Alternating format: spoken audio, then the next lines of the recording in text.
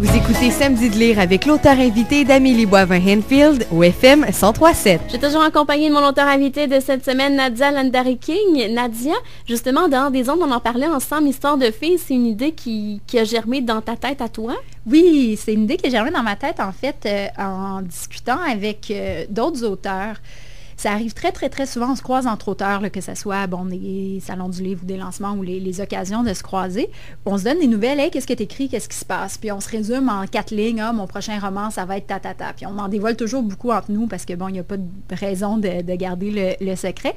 Puis ça arrive souvent qu'on se dise, wow, tout de suite, j'imagine dans ma tête ce que moi j'aurais fait avec cette prémisse de départ, qui serait sûrement un livre complètement différent de ce que l'auteur à qui je parle en fait. Donc, ça a été l'idée de lancer un petit peu ce jeu-là littéraire, puis d'avoir une prémisse de départ qui est la même pour 3 auteurs différents qui ont chacun leur voix, leur style, leur façon d'écrire, puis de voir qu'est-ce que ça devient sous la plume d'une auteure complètement différente. Et aussi, j'aimerais ça, Nadia, justement, qu'on parle un peu dans les salons du livre. On va avoir la chance de vous voir les 3 dans les salons du livre. Oui, tout à fait. Oui, on est toutes les 3 ensemble, entre autres au Salon du livre de Montréal, là, qui est le prochain gros calendrier.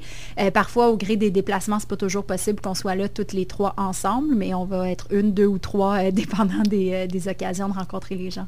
Et tantôt, on parlait du livre qui est sorti juste avant, La vie en rose. Oui. Dans ce livre-là, ce qui est intéressant, c'est qu'on n'est pas loin de la Saint-Valentin, comme tu disais tout à l'heure, et il y avait aussi des suggestions de cocktails ou de trucs à faire au niveau bouffe dans ce roman-là. Oui, dans cette série-là, en fait, N'oublie pas mon petit soulier aussi, qui est un roman de Noël. J'ai une chef qui avait fait, Audrey Dufresne, qui avait fait des recettes de Noël traditionnelles. C'était vraiment au cœur du roman parce que l'héroïne recevait pour Noël son nouveau chum avec les enfants de son chum. Sa famille était très stressée. Il fallait qu'elle cuisine des recettes. Donc, il y a une chef qui m'a préparé des vraies recettes avec lesquelles on voit l'héroïne un peu se débattre. Et il y avait Jessica Arnois aussi, sommelière, qui m'avait fait des suggestions d'accords mais vins. Donc, on a continué ça aussi dans Je vois la vie en rose, qui tourne autour du jour de l'an et de la Saint-Valentin. Donc là, on est plus allé dans les cocktails à base de champagne ou de bulles pour le jour de l'an, par exemple, ou une recette au chocolat pour la Saint-Valentin. Est-ce que ça stimule l'auteur d'avoir des recettes? Oui, ça m'a aidé en fait, parce que entre autres, je repense à N'oublie pas mon petit soulier, il y avait... dans les directives, il y avait des choses qui m'ont vraiment prêté à de l'humour avec mon personnage. Là, je pense qu'à un moment donné, il fallait lier les jambes de l'oiseau pour qu'il ait fière allure. Puis là, la fille qui est complètement nulle en cuisine, qui trouve ça rigolo de juger de l'esthétisme de son dindon ou de la dinde qu'elle met au four. Donc, il y a souvent des... en fait, ça va dans les deux sens, je te dirais. Là. Autant moi, j'ai des demandes particulières quand je leur demande une recette parce qu'il faut que ça fitte avec mon histoire, mais autant après, la recette va m'inspirer des petites blagues et des points d'humour dans l'histoire. Et quand tu écris tes histoires, est-ce que tu te mets dans la peau de tes personnages? Les personnages sont toujours en nous, ils sont dans notre tête. Je me mets pas tellement dans leur peau de cette façon-là. En fait, c'est plus comme si... ça a l'air fou à dire, mais c'est plus comme si moi, je deviens le conduit, puis il y a la voix du personnage parle à travers moi, là, un petit peu comme quand on va dans les films, là, les gens qui sont visités par des esprits, puis tout à coup, ils se transforment, puis c'est plus eux, puis c'est la voix qui parle à travers eux. Puis c'est assez particulier, surtout quand on commence à faire des dialogues, puis qu'on entend vraiment les voix des gens. Les dialogues, souvent, déboulent beaucoup plus vite qu'on a le temps d'y penser, puis nous, on fait juste se dépêcher avec les doigts d'essayer de suivre ce qui se passe, mais on ne sait pas vraiment d'où ça vient.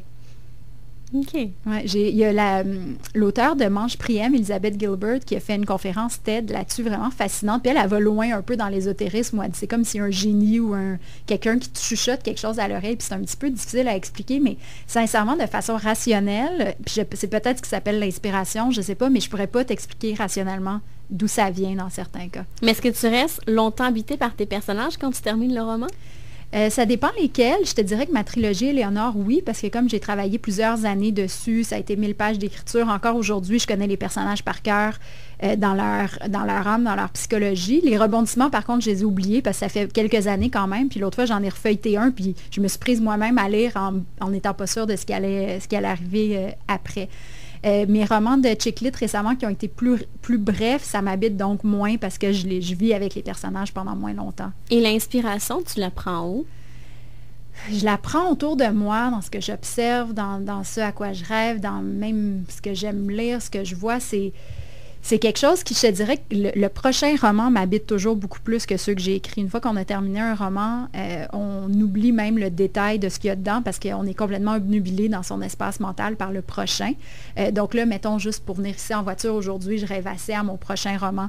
dans ma tête. Donc, c'est quelque chose qui nous habite pendant un certain temps avant de sortir sur papier. Et est-ce que tu aurais envie, à un moment donné, d'avoir un personnage garçon, vraiment principal, dans un de tes romans? Oui, je l'ai essayé. En fait, dans Je vois la vie en rose, c'est un roman qui est écrit à 5 voix. Oui, c'est vrai. À la première personne, dont 2 hommes, ce qui a été assez noté à l'époque où il est sorti, que c'était rare en chick lit de voir des hommes qui prenaient la parole. Ça m'a beaucoup, beaucoup amusé d'essayer de le faire, d'être un gars, puis c'est un petit peu, il y a une certaine retenue dans les émotions. Il y a le petit côté tough un peu de vouloir toujours paraître en contrôle de la situation. Ça m'a beaucoup amusé de jouer à ça. Oui. Et on avait le regard des deux, là, je viens d'avoir un flash. Exactement, oui. On avait le regard donc du chum de l'héroïne, de son ex qui veut peut-être la reconquérir, en tout cas, puis chacun qui faisait ses manigances de son côté, qu'on entendait tous les deux très brièvement. Puis dans N'oublie pas mon petit soulier aussi, en fait, il y avait un personnage masculin qui était mystérieux. On ne savait pas trop c'était qui jusqu'à la fin. Mais c'était très bref, mais ça venait ponctuer l'histoire. Mais ça m'amuse beaucoup, beaucoup de le faire. De là à faire un roman complet comme ça, je ne sais pas si dans mon imaginaire n'est pas là en ce moment-là. Je suis pas assez envahie d'histoires masculines pour avoir envie de le faire tout de suite. Et est-ce que tu as une routine d'écriture lorsque tu as le temps d'écrire? En fait, ce qui me fait le plus de bien dans l'écriture, c'est, avant d'écrire, c'est de bouger. Que ce soit de marcher dans les rues, que ce soit du vélo. Fait que souvent, je n'écris pas nécessairement à la maison. Si je sais que j'ai un après-midi pour écrire, je vais partir en vélo ou à pied dans un café qui est assez loin de chez moi. Parce que dans le trajet, c'est vraiment là où ça cogite dans ma tête, puis les choses se mettent en place. Donc ça, c'est le meilleur truc que j'ai pour stimuler la créativité. C'est ça, c'est le mouvement, l'air frais, puis après, ça se place mieux par la suite, versus quand on est super pressé entre 2 affaires. C'est pas là où les idées les plus claires et les plus cristallines vont sortir. Est-ce que tu es une grande lectrice? Oui, je dévore. Vraiment, là, je suis une lectrice boulimique, même depuis ma jeune enfance ou l'adolescence. Je lis énormément. Et est-ce que tu lis de la chick lit ou tu lis autre chose pour ne pas t'influencer? Je lis de tout. Je lis de la chick lit, je lis beaucoup d'autres choses aussi. Comme j'ai habité, je le disais tout à l'heure, 2 ans à New York, 8 ans en Nouvelle-Zélande, je lis beaucoup en anglais aussi. Surtout en Nouvelle-Zélande, j'ai découvert beaucoup d'auteurs australiens, irlandais, britanniques, indiens, un petit peu Commonwealth, là, qui est la littérature la plus présente là-bas, que je continue de lire, même je vais les commander sur Internet ou je vais aux gros chapters du centre-ville où on les retrouve. Mais depuis mon retour, j'ai aussi recommencé à lire beaucoup, beaucoup d'auteurs québécois. Donc, il y a un petit peu un mélange de tout. Et est-ce que tu aimerais que tes romans soient traduits en anglais? C'est sûr que oui.